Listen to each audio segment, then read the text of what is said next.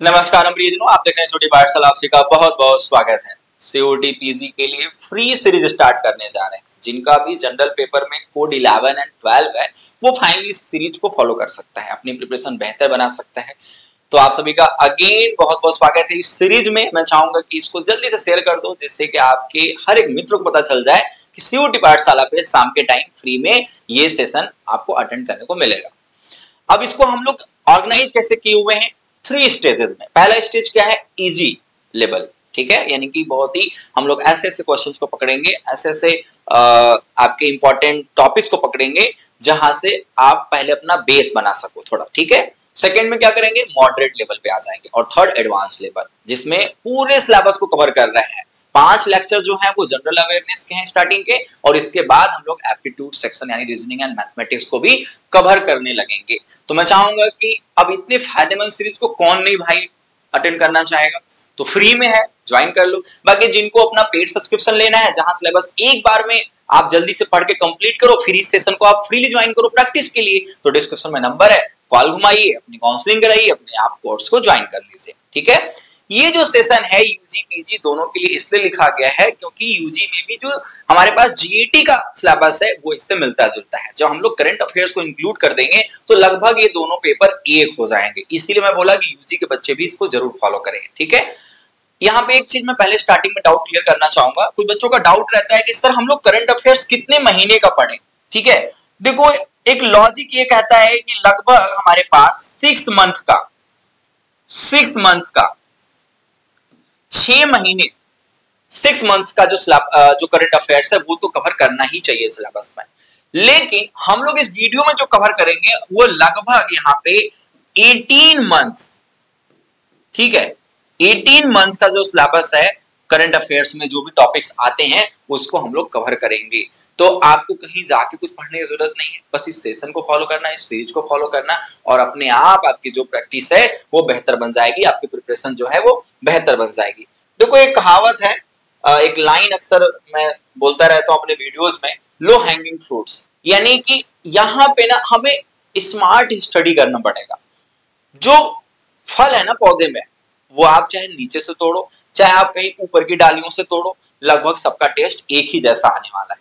तो क्यों आप सीढ़ियों लगा के ऊपर चढ़ोगे, पैर फिसल गया, नीचे गिर जाओ, पैर टूट जाए। आप आराम से खड़े खड़े जो फल मिल जाते ना, ऐसे आप उसको तोड़ के आराम से खा सकते हो। यानी कि आप थोड़ा सा ऑर्गेनाइज वे में अपनी स्टडी को करो। आपके जो कोर्स के कट ऑफ होते हैं ना वो एडमिशन तय करते हैं, समझ रहे हो कि नहीं।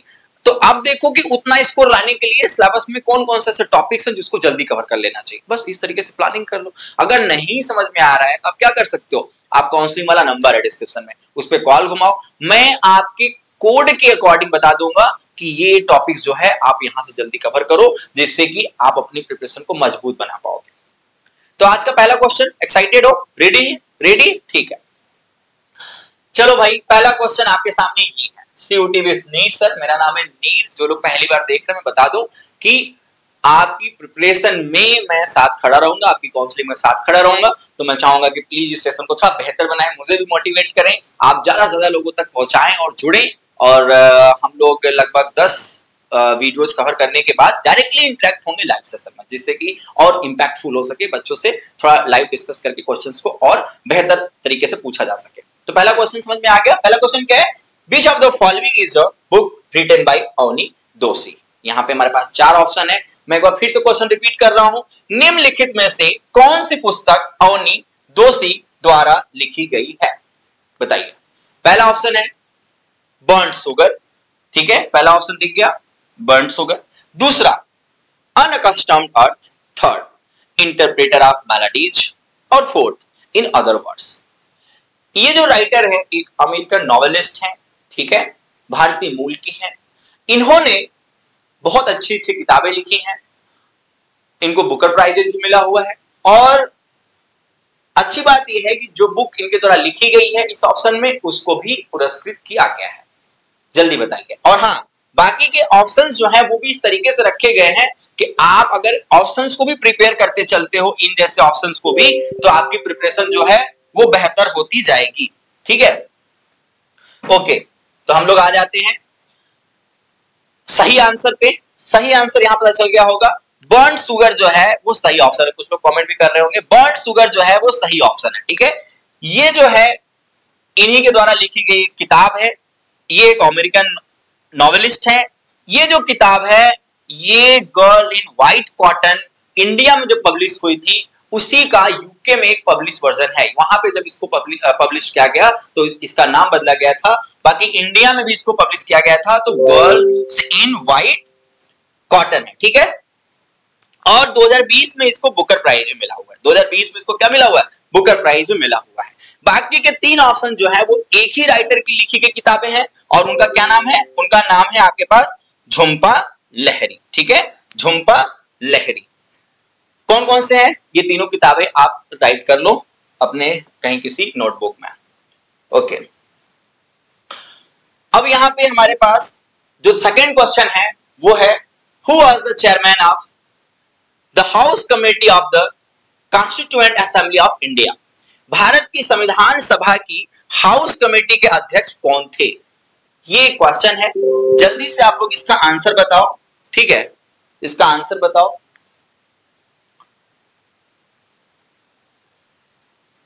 जल्दी से बताओ। यहां पे पहला है जेबी कृपलानी। मैं एक लोग को मैसेज कर लूं।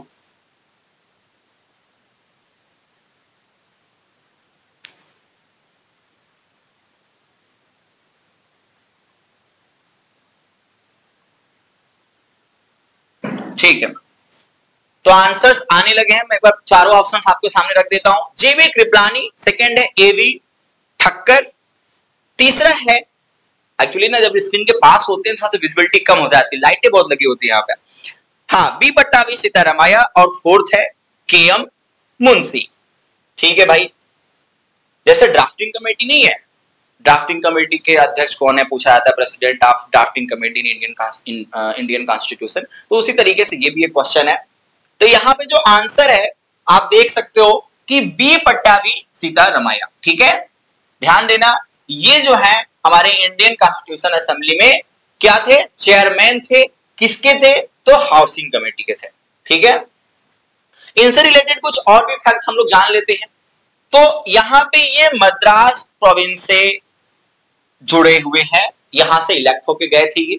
ठीक है, और ये एक एक्टिव मेंबर थे किसके? इंडियन नेशनल कांग्रेस के, आईएनसी के। इंडियन नेशनल कांग्रेस के एक एक्टिव मेंबर थे। इतना ही नहीं, 1939 में ये त्रिपुरा से खड़े हुए थे प्रेसिडेंट बनने के लिए आईएनसी के। ठीक है, जिनका नाम जो दिया था वो हमारे गांधी जी ने दिया था, और यहीं पे कॉन्फ्लिक्ट हुआ था। थोड़ा सा जो हिस्ट्री में आता है कि इनके अगेंस्ट, यानी कि महात्मा गांधी जी ने अपना मेंबर जो चूज किया, नॉमिनी चूज किया, वो किसको किया?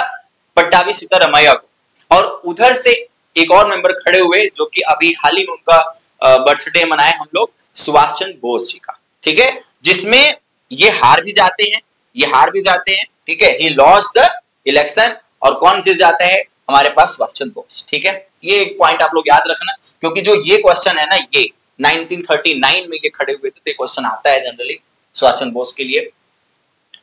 यहां पे हमारे पास नेक्स्ट क्वेश्चन है, eight which of the following places did Lord Buddha give his first sermon on four noble truths? निम्नलिखित में से किस स्थान पर भगवान बुद्ध ने 4 आर्य सत्य पर पहला उपदेश दिया था? ठीक है, कहने का मतलब ये है कि हमारे पास जो सिद्धार्थ बाद में ज्ञान प्राप्ति के बाद बुद्ध कहलाए, तो उन्होंने ज्ञान प्राप्ति के बाद जो अपना पहला उपदेश दिया वो कहां पे दिया था? ठीक है, पहला ऑप्शन है बोध गया, दूसरा राजगीर, लुम्बिनी, सारनाथ। ये लुम्बिनी वर्तमान समय नेपाल में पड़ता है। यहाँ पे एक ऑप्शन है सारनाथ, जो कि ये वाराणसी में पड़ता है। ठीक है, और ये गया में पड़ता है, यानी बिहार में पड़ता है, और राजगीर बिहार में पड़ता है। ठीक है, अब जल्दी से आंसर करिए, बहुत फेमस क्वेश्चन है। देखो, हम लोग को पता होना चाहिए कि जैन हो गया, ठीक है, बौद्ध हो गया, ठीक है, इस तरीके के ये 2 टॉपिक जो है कहीं ना कहीं फिलॉसफी से आते हैं, दर्शन से आते हैं, और ये जरूर आपके एग्जाम में, किसी भी एग्जाम में जरूर पूछे जाते हैं।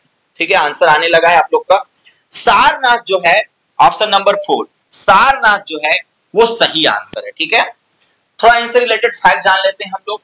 तो इन्होंने सारनाथ में दिया था, ये कहां पड़ता है?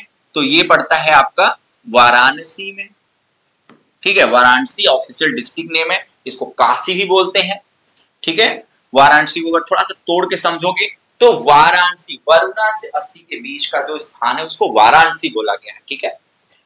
इसके बाद इन्होंने इसको जो हिंदी वर्ड दिया गया, यानी कि जो पहला उपदेश है उसको कभी कोई पूछता है कि इसको क्या बोला गया, इस बौद्ध साहित्य में इसको क्या नाम दिया गया, तो इसको बोला गया धर्म चक्र प्रवर्तन, ठीक है। प्रवर्तक भी कहीं लिखा रहेगा, कहीं प्रवर्तन, धर्म चक्र प्रवर्तक क्या प्रवर्तन, ठीक है। ओके, तो धर्म चक्र प्रवर्तन बेसिकली आप लोग याद करके रखना। थोड़ा थोड़ा हम लोग जान लेते हैं, यहाँ पे बौद्ध का नाम आया है तो गौतम बुद्ध को भी थोड़ा जानना जरूरी है। ये शौक डायनेस्टी से थे, एक शौक के प्रिंस थे, एक राजकुमार थे, ठीक है। इनका जन्म जो है वो लुम्बिनी में हुआ था, जो प्रेजेंट टाइम में नेपाल में पड़ता है, ठीक है। लुम्बिनी में हुआ था इनका जन्म, और इन्होंने 49 डेज तक जो किया था मेडिटेशन, 49 दिन तक इन्होंने मेडिटेशन किया और फाइनली इनको ज्ञान की प्राप्ति, एनलाइटमेंट हो गया, ठीक है। और एनलाइटमेंट होने के बाद इन्होंने अपना जो पहला उपदेश है वो कहां दिया, तो ये चल के आए कहां पे, काशी में, और सारनाथ में इन्होंने अपना पहला उपदेश दिया। इनका जो डेथ है वो हुआ था कुशीनगर में, ये यूपी में ही पड़ता है, कहां हुआ था, कुशीनगर में, ठीक है। और इनके मृत्यु को जो नाम दिया गया है, कई बार पूछता है कि इनकी मृत्यु को जो नाम दिया गया है बौद्ध कॉन्टेस्ट में, तो क्या बोलते हैं उसको, महापरिनिर्वाण, महापरिनिर्वाण, ठीक है। ये याद कर लेना, बाकी इनके रिलेटेड जो फैक्ट हैं वो एग्जाम पॉइंट है उतना बेहतर नहीं है। नेक्स्ट क्वेश्चन साइंस से है, तो क्वेश्चन मैं आपके सामने रख रहा हूं, which vitamin is obtained from sun rays, सूर्य की किरणों से कौन से विटामिन की प्राप्ति होती है। बहुत फेमस क्वेश्चन है और बहुत ही ज्यादा आसान है, मैं चाहूंगा कि आप लोग पूरा कमेंट भर दो जल्दी से। Option number 1 vitamin A, option number 2 vitamin C, vitamin K, vitamin D. जल्दी बताइए कि इन चारों ऑप्शन में ऐसा कौन सा ऑप्शन है जो फाइनली इस क्वेश्चन के लिए सही होने जा रहा है। आपके पास 5 सेकंड है, 1 2 3 4 5, थोड़ा जल्दी हो गया, ठीक है। यहां पे ऑप्शन नंबर डी, ठीक है। ऑप्शन नंबर डी जो है वो विटामिन डी जो है वो सूर्य की किरणों से हमें मिलता है, ठीक है। और ध्यान देना कि जो रेज होती है यहाँ पे लिखा हुआ है यूवीबी, यानी कि यूवी की ए बी सी 3 रेज हैं, तो जो बी है वो फाइनली हमारे स्किन के फेवर में होता है, ठीक है। यानी ये हमारे बॉडी पार्ट्स के लिए कहीं ना कहीं फायदेमंद है, बाकी का जो है वो हानिकारक है। तो अल्ट्रावायलेट बी जो है ये हमारे सन रेज से मिलता है और ये विटामिन डी हमें बॉडी में देता है। यहाँ पे कुछ हम लोग साइंटिफिक नेम भी याद कर लेंगे, मैं चाहूंगा प्लीज आप इसको थोड़ा सा क्लोज ध्यान देना, दिख रहा होगा ये आता है, यानी कि विटामिन के नेम और उसके केमिकल नेम, उसके साइंटिफिक नेम जो है वो आपके एग्जाम में पूछा ही जाता है।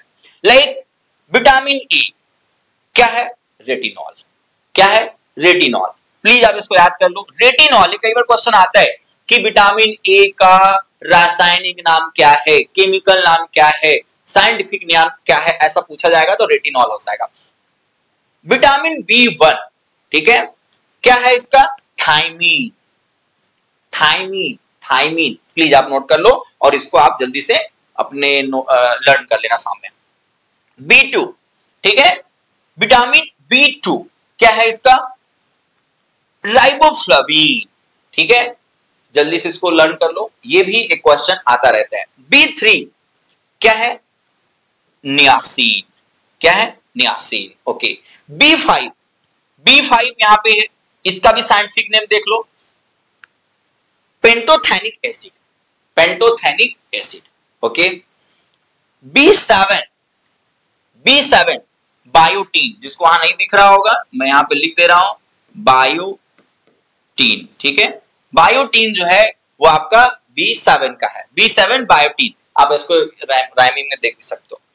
विटामिन सी, जिसका नींबू हो गया, संतरा हो गया, ये सब बहुत ज्यादा एक सोर्स है, रिच सोर्स है।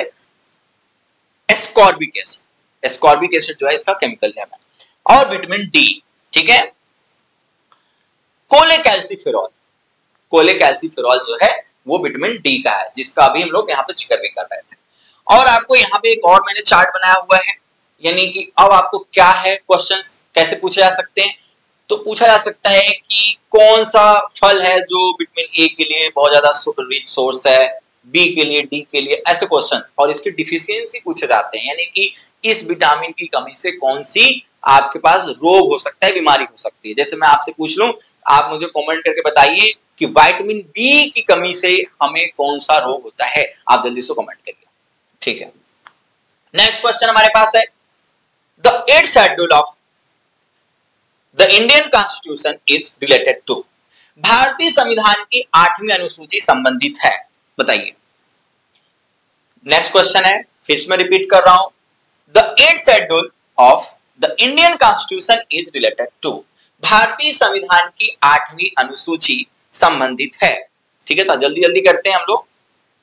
ओके, पहला है fundamental rights, official languages, fundamental duties, law beyond the jurisdictions of courts, ठीक है।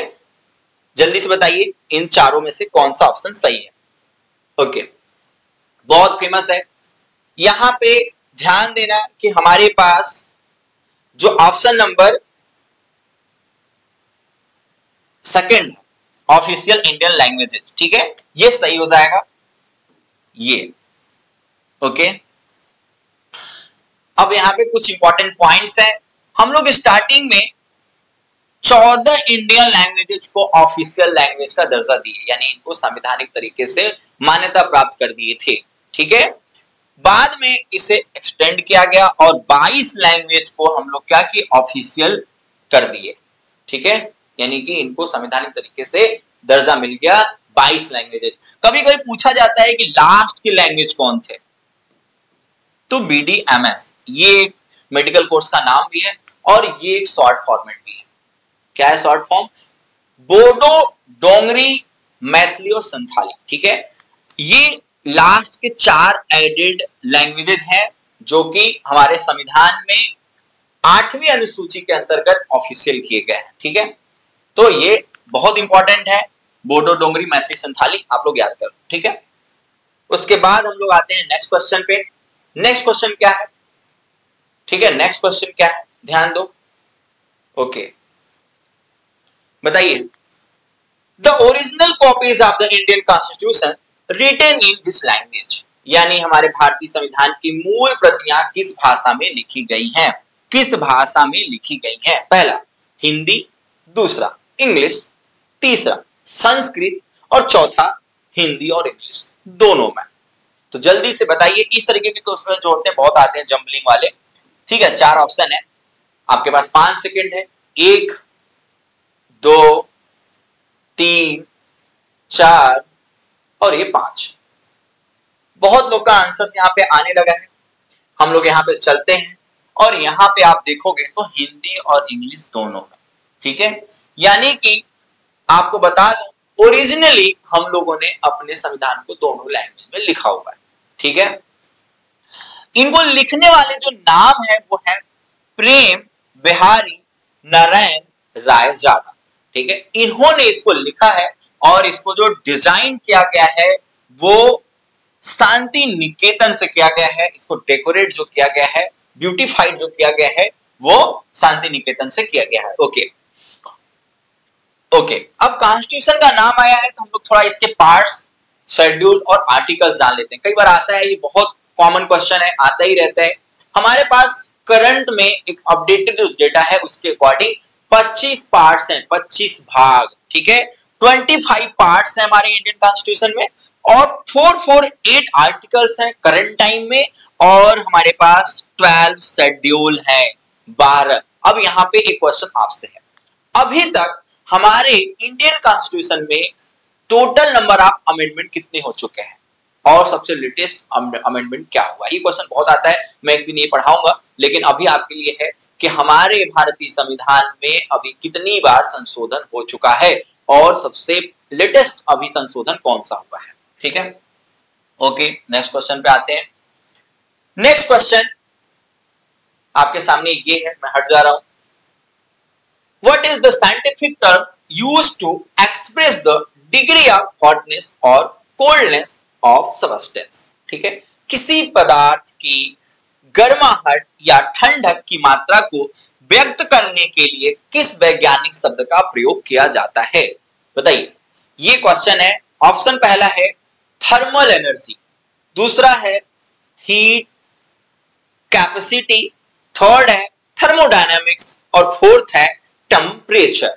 बताइए, तो यहां पे हमारे पास आंसर हो जाता है फोर्थ वाला, temperature. Okay okay, temperature is a physical parameter that indicates the level of heat or coldness present in a substance। Next question है, आप बताइए, ये बहुत फेमस है हमारे लिए, इससे आसान क्वेश्चन तो हो ही नहीं सकता है, लेकिन मैं चाहूंगा ये क्वेश्चंस ये बताता है कि हम लोग अभी स्टार्ट कर रहे हैं तो धीरे धीरे लेवल को बढ़ाएंगे। और ये बेसिक क्वेश्चंस कई बार ना जब कई शिफ्ट में एग्जाम देते हैं तो पूछ भी देता है। ठीक है, तो ये बहुत आसान सा है, खट्टे दूध में कौन सा अम्ल मौजूद होता है, ठीक है, कौन सा एसिड पाया जाता है सॉल्ट में, तो जल्दी से आप मुझे कमेंट करके बताइए। पहला है, ऑप्शन है citric acid, acetic acid, glycolic acid और लैक्टिक एसिड। ठीक है, जल्दी बताइए यहां पे। तो यहां पे लैक्टिक एसिड जो है वो हमारा सही है। ठीक है, खट्टे दूध या दही में हमारे पास लैक्टिक एसिड जो है वो पाया जाता है और इसका जो सॉल्टनेस है वो क्या है, due to the presence of lactic acid. ठीक है, लैक्टिक एसिड की वजह से। और कई बार हम लोग जब बहुत ज्यादा साइकिल चला लेते हैं, आजकल तो वो भी नहीं चलाते हैं, या जो ओल्ड एज पर्सन होते हैं जब वो काफी वॉक कर लेते हैं और ऐसे भी बुढ़ापा में घुटने में दर्द हो जाता है, बहुत सारी आजकल मेडिसिन ऑयल वगैरह बिकती रहती है, तो क्या होता है ना, घुटनों में यही लैक्टिक एसिड जो होता है वो जमा होने लगता है, जो कटोरी रगड़ जाती है। समझ में आ गया? तो यहाँ पे है human beings feel tired due to the क्या है, accumulation of lactic acid in the muscles. तो यहाँ पे अगर क्वेश्चन इस तरीके से पूछा जाए कि किस एसिड की वजह से इंसानों में हड्डियों में दर्द हो जाता है, मसल्स में दर्द पैदा हो जाता है, तो उसका आंसर क्या हो जाएगा, लैक्टिक एसिड। ठीक है, next question. Okay, which dance is called the soul of Rajasthan state, king of folk dance is state dance. बताइए, किस नृत्य को राजस्थान राज्य की आत्मा कहा जाता है, सोल ऑफ राजस्थान? कौन सा ऐसा डांस है बताना है जिसको हम लोग सोल बोलते हैं, बहुत फेमस है, मूवीज में अक्सर आता रहता है। जब भी हम लोग राजस्थान के क्लिप्स को अपने मूवीज में जब देखते हैं सिनेमा हॉल में, तो देखोगे कि वो वाला जो कल्चर है डांस का वो जरूर दिखाया जाता है। बहुत अरसे से आप इसको देखते आ रहे हो मूवीज में। बताइए, ठीक है, सबको पता है यहाँ पे क्या हो जाएगा, घूमर। ठीक है, पहला ऑप्शन हो जाएगा घूमर, 4 ऑप्शन में पहला ही हो जाएगा घूमर। ठीक है, ऑप्शन मैंने पढ़ा नहीं, मुझे लगा आप लोग आंसर दे लोगे इसका, इसीलिए। अब जब मैंने डांस के क्वेश्चन पूछने लगा ना, यानी फोक डांस हो गया, ऐसे स्टेट वाइज जो उनके फेमस डांसेस हैं, तो इससे क्या पता चलता है कि हमारे जो क्वेश्चंस हैं वो जरूर यहाँ से आते हैं। ठीक है, तो प्लीज आप लोग, जैसे कि असम की बहू, ठीक है, तो आप ऐसे याद कर सकते, ट्रिक बना लो असम, क्योंकि असम का बिहू जो है बहुत फेमस है। ठीक है, बहुत ट्रेडिशनल है। जब कभी हमारे बहुत कैबिनेट के कोई मंत्री या इस तरीके के जो पॉलिटिशियन होते हैं जब असम में जाते हैं, तो देखो उनके रेस्पेक्ट में वो लोग स्टेज पे इस तरीके के ही अपना ट्रेडिशनल जो डांस है वो करवाते हैं, बिहू वगैरह। तो अब असम की बहू, तो आप इसको याद कर लो कि हमारी बहू कहाँ से आएगी, तो हाँ, असम से लेकर आएंगे, तो असम की बहू। ठीक है, अब आप मुझे बताओ कि केरल का कौन सा है। यहाँ पे क्वेश्चन है, Matki is a popular folk dance of which of the following states. Matki निम्नलिखित में से किस राज्य का लोकप्रिय लोक नृत्य है? बताइए, असम, मध्य प्रदेश, बिहार और राजस्थान। यहाँ पे मुझे आप असम का भी बताओ, मैं बता दिया यहाँ पे बिहू, मध्य प्रदेश का भी बताओ, बिहार का बताओ, राजस्थान का पता चल गया Ghoomar. Madhya Pradesh is right answer. ठीक है, ये मध्य प्रदेश का एक बहुत ही फेमस छोटे छोटे फीचर होते हैं, यानी खड़े होते हैं, जिसको लेके डांस प्रेजेंट किया जाता है। ठीक है, प्ले किया जाता है। यहाँ पे एक और हमारे पास ट्रेडिशनल डांस है, और वो क्या है, मोहिनीअट्टम। नाम से पता चल जा रहा है साउथ के कल्चर्स इसमें होंगे कहीं ना कहीं ना। Mohiniyattam is a traditional dance which originated in states of dash in India। Mohiniyattam एक पारंपरिक नृत्य है जिसकी उत्पत्ति भारत के डैश किस राज्य में हुई थी? पहला असम, वेस्ट बंगाल, केरला, आंध्र प्रदेश। ठीक है, और भी क्वेश्चन है, मैं चाहूंगा कि इसका आंसर जल्दी से कमेंट बॉक्स में भर दो, जल्दी से, बहुत आसान है, मैंने एक क्लू दे दिया है, इसका आंसर प्लीज आप जल्दी से कमेंट करके बताइए। और ध्यान देना है कि पूरे क्वेश्चंस का एक बार ABCD करके जो आंसर है वो मैं पिन भी कर दूंगा जिससे आप लोग मैच करा सको। ठीक है, जल्दी बताइए। और हाँ, एक काम और कर सकते हो, अगर कोई बहुत बढ़िया सा अपना कमेंट टाइप कर देगा तो मैं उसी को पिन करवा दूंगा। ठीक है, वो ऑटोमेटिकली पिन कर देंगे। चलो ठीक है, next question, which of the following third elements in periodic table, यानी आवर्त सारणी, पीरियोडिक टेबल को हिंदी में बोलते हैं, तीसरा तत्व कौन सा है? यानी वो थर्ड एलिमेंट इस तरीके से बना होता है ना, ऐसे करके, ऐसे करके, यहाँ पे ऐसे ऐसे लाइनें होती है एलिमेंट्स की, तो आपको बताना है कि वो थर्ड एलिमेंट्स कौन सा है। देखो यहाँ पे कंफ्यूजन क्या होता है, हम सोचते हैं ऐसे पढ़ना है, ऐसे ऐसे नहीं होता है, ऐसे होता है, hydrogen, helium, lithium, beryllium, boron, carbon, ऐसे करके पढ़ना होता है, ऐसे ऐसे करके। तो यहाँ पे ठीक है, जो ऑप्शन हो जाएगा हाइड्रोजन, हीलियम, लिथियम और बेरिलियम में क्या हो जाएगा? थर्ड, लिथियम, एक हाईली रिएक्टिव एलिमेंट है लिथियम, लिथियम आयन बैटरी वगैरह भी आती रहती है आजकल, तो ये लिथियम जो है सही आंसर हो जाएगा, जो थर्ड नंबर पे आता है। ठीक है, ये थर्ड नंबर पे आता है। ठीक है, और इस तरीके से आप इसका हलीना मांगे रब से फरियाद, ऐसे करके हम लोग अपने 11th-12th में पीरियोडिक टेबल याद करते हुए कुछ बनाए भी थे। तो बेसिक चीजें पूछी जाती हैं यहाँ, जैसे पूछ देगा कभी कभी, मान लो ले लिया नोबेल जो एलिमेंट्स हैं उनका नाम, और वो पूछेगा कि इसमें से कौन है, इस तरीके से क्वेश्चन आते हैं। रेडियोएक्टिव एलिमेंट पूछ देगा, वहां पूछेगा कौन से क्वेश्चन आते हैं। तो इसीलिए मैं ये क्वेश्चन रखा जिससे पता चल जाए कि पीरियोडिक टेबल जो है वो बहुत आसानी से मार्क्स गेन करने का एक ऑप्शन है हमारे पास, इसलिए बस रखा हूं। ठीक है, अब बताइए next question, who wrote Malgudi days. ये मैंने इसलिए लिखा क्योंकि मुझे मजा आ रहा था क्वेश्चन लिखने में, बचपन की कुछ यादें हैं इसके साथ। ठीक है, बचपन की कुछ यादें इस क्वेश्चन के साथ, मैं हट जा रहा हूं, जल्दी से इस क्वेश्चन को देखो, हु रोट मालगुडी डेज। ठीक है, मालगुडी डेज किसने लिखा है, आप मुझे कमेंट करके बताइए, बहुत फेमस क्वेश्चन है ये।